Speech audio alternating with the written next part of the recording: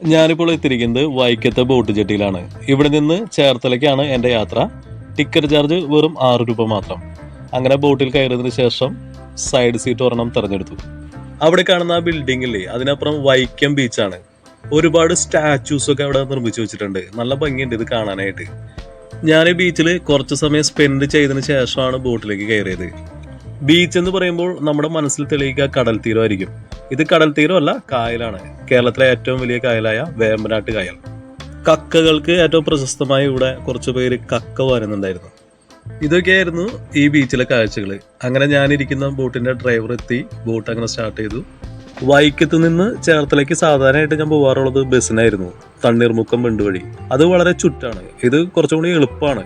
നമ്മൾ ബോട്ടിൽ എത്തിച്ചേരുന്നത് തവണക്കടവ് ജെട്ടിയിലാണ്. അവിടെ നിന്നും പിന്നെ കുറച്ചു നേരം ബസ്സിൽ യാത്ര ചെയ്യേണ്ടി വരും.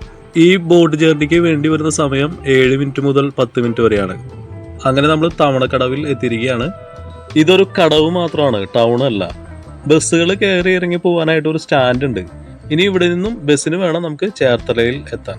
അങ്ങനെ ബസ് കയറി ചേർത്തലയിൽ എത്തിയപ്പോൾ എനിക്ക് അവിടെ നിന്നൊരു സ്പെഷ്യൽ വിഭവം കിട്ടി. മലബാറിൽ മാത്രം കണ്ടുവരുന്നൊരു വിഭവമാണ് തേങ്ങാമുറി. തേങ്ങയുടെ ഷേപ്പ് പോലെ ഇരിക്കും.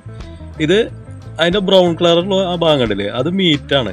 ഈ കട്ട്ലൈറ്റിനൊക്കെ ഉണ്ടാക്കുന്ന പോലെ കീമ കൊണ്ട് ഉണ്ടാക്കിയിരിക്കുന്നതാണ്. പിന്നെ ഉള്ളിൽ മുട്ട. തേങ്ങ പോലെ ഇരിക്കുന്നതുകൊണ്ട് ഇതിന്റെ പേര് തേങ്ങാമുറി എന്നാണ്.